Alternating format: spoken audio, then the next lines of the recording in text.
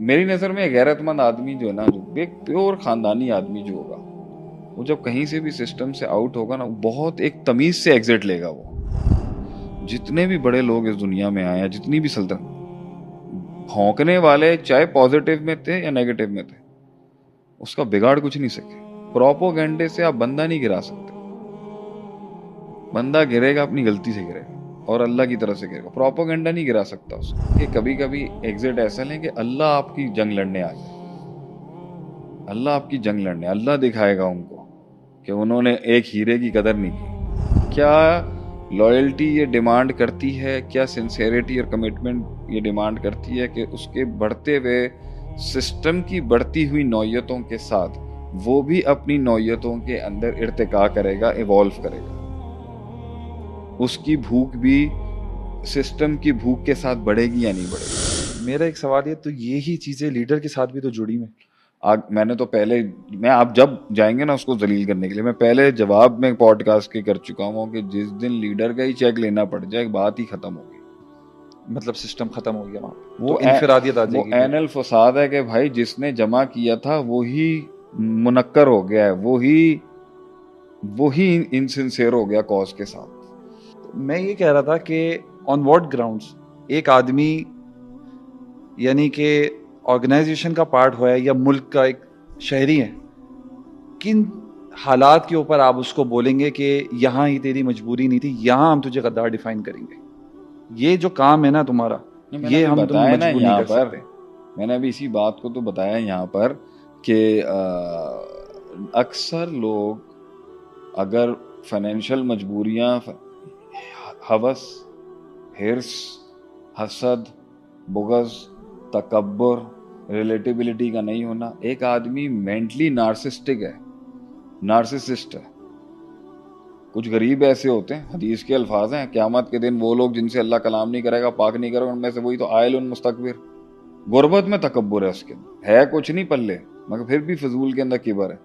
तो इस तरह के माइंडसेट का आदमी किसी को हंसता, खेलता, फलता, फूलता, बड़ा होता हुआ नहीं देख सकता, चाहे वो कमज़ोर। और मैं अब इस पे भी नुक्ता यही है, कमज़ोरी की हालत में भी कुछ लोगों को, बड़े सक्सेसफुल लोगों से, कामयाब लोगों से, पहुंचे हुए लोगों से ना हसद होती है, बुग़्ज़ होती है, जिसको वो कन्वर्ट करते हैं उसकी ज़ाहिरी बिहेवियरल साइकोलॉजी के एरर के अंदर। वो तो मेरा कितना, में तो हज़ार होंगे, हमारे से आदमी तो वैसे ही डिफरेंट हैं बहुत लिहाज से, हर आदमी डिफरेंट होता है, लेकिन दलील वो नहीं बनती, नहीं है किसी से अलहदा होने की, किसी के कमर में छुरा मारने की दलील उसकी परफॉर्मेंस की गलती नहीं है, वो अंदर छुपा हुआ बुग़्ज़ हसद ही होगा कि मैं इसको गिराऊंगा। यानी कि दिल का मसला है अगर उसने अलग होना है तो। हाँ 100%। वरना जो अच्छे लोग होते हैं वो छोड़ते भी हैं तो वो कहते हैं यार यहाँ खाया पिया, जहाँ खाया पिया, रोटी पानी जिनके साथ बैठ के किया, मैं उनका घर खराब नहीं कर सकता।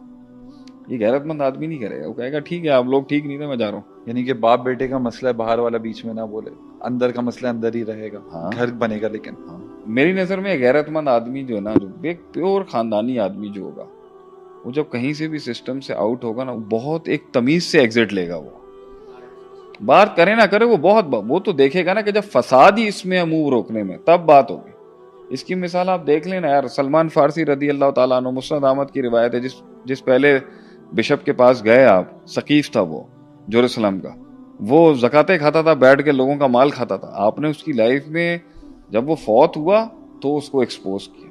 Sometimes we have to expose a person in an immediate moment, लेकिन मेरी नज़र में इस्लाम का क्या ये मिजाज हो सकता है कि जहाँ तुम देखो वहीं पर उसको नशर कर दो, उसको ये येलो जर्नलिज्म जो आजकल चल रहा है, आपकी वीडियोस बनाई जा रही हैं, आपको ब्लैकमेल किया जा रहा है। आपको पता है क़यामत के वक्त एक हदीस अल्फाज आते हैं, ला तकुम अस्साअ, क़यामत उस वक्त तक कायम नहीं की जब तक कि ऐसे शुरते नहीं आएंगे, ऐसे शुरता कहते हैं अरबी के अंदर ये ऑफिसर्स को, गवर्नमेंट ऑफिसर, सिक्योरिटी, ऐसे सिक्योरिटी ऑफिसर्स नहीं आएंगे जो अल्लाह के नज़दीक मलून होंगे, बहुत ज़्यादा लानतशुदा लोग होंगे, रहमत से अल्लाह की दूर होंगे।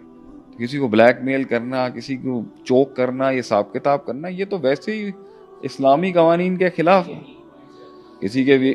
तो पॉइंट ये ऊपर वाला भी कर सकता, ऊपर वाला तो जब करेगा तो फसाद ही फसाद है ना, ये तो control and law and order एक अलग चीज़ है। नीचे वाला जब ये करना शुरू करते ना, ये जिसको आप लेके आए हो हिसाब किताब है, और वो आप कह रहा है कि मैं इसको एक्सपोज करूंगा मैं। ये आदमी आप देख लें, जितने भी बड़े लोग इस दुनिया में आए हैं, जितनी भी सल्तनत, भौंकने वाले चाहे पॉजिटिव में थे या नेगेटिव में थे, उसका बिगाड़ कुछ नहीं सके। प्रोपोगेंडे से आप बंदा नहीं गिरा सकते। बंदा गिरेगा अपनी गलती से गिरेगा और अल्लाह की तरफ से गिरेगा। प्रोपोगेंडा नहीं गिरा सकता उसको, जिसके लेकिन ये उस मतलब ये एक जिस तरह जादू एक पीठ पीछे का वार है ना, ज़ाहरी वार नहीं है, और मुनाफकत भी पीठ पीछे का वार है ना, ज़ाहरी वार नहीं है। इसी तरह से प्रोपोगेंडा कैंपेन्स भी किसी के खिलाफ चलाना, ये भी ज़ाहरी वार नहीं है। अगर आप उसकी इस्लाह चाहते हैं तो उसकी इस्लाह करें। ये क्या कर रहे हैं आप? उसका एक पहलू सबर भी है। आपको लगता है आपके माशरे में वो सबर है? हदीस के अल्फाज हैं आपके सही मुस्लिम के अंदर, अगर ये माल भी लूटता हो, काला हबशी भी हो, इस तरह की जो उसकी डिटेल दी, अगर वो आपका वो भी हो, मैं ये नहीं कहता कि आपको दरबार के वो बन जाए बिल्कुल ही, लेकिन still I am telling you, क्या शरीयत के किसी पर्सपेक्टिव में ये नहीं है कि यार सबर करो, इस्बिर, समा और अतात दिखानी है आपको। अब इसके ऊपर कुछ लोग कहेंगे भैया ये हाकिमों के पैरों में बैठ के इन्होंने तागूती निज़ामों को एक्सेप्ट किया। किसी लेवल पे सबर है या नहीं? या हर लेवल के ऊपर ईंट का जवाब पत्थर से देने की स्ट्रैटेजी रसूल सल्लल्लाहु अलैहि वसल्लम ने सिखाई है? तो फिर 13 साल क्यों सबर किया रसूल सल्लल्लाहु अलैहि वसल्लम ने मक्के के अंदर? पहले दिन ही धावा क्यों नहीं खोल दिया आपने? मैं मक्के के दौर में इसको लेके नहीं जाना चाह रहा, ना मदनी के दौर में। मैं सीरत की क्रोनोलॉजी से आज के दौर के अटेंड नहीं करूंगा। मैं पॉइंट यहाँ पे कर रहा हूं, मैं आपसे यहाँ पर कह रहा हूँ कि किसी जगह पर तो ये होगा, किसी जगह पर तो आएगा ना कि नहीं अभी वक्त नहीं, अभी हौसला दिखाना है, सबर दिखाना है, we can wait for a better change in सब। आपको वो दिखता है आज के दौर के अंदर? वो नहीं। आप रिजल्ट ओरिएंटेशन के अंदर चाहते हो कि भाई जिस तरीके से आपकी ऐप अपडेट होती है ना, उस तरीके से माशरा भी अपडेट हो जाए। ऐसे होता नहीं है, ऐसे होता नहीं है। पॉइंट यहाँ पर ये, अगर आपने एग्जिट भी लेना है, ठीक है, तो इसके अंदर ये है कि कभी कभी एग्जिट ऐसा लें कि अल्लाह आपकी जंग लड़ने आ जाए।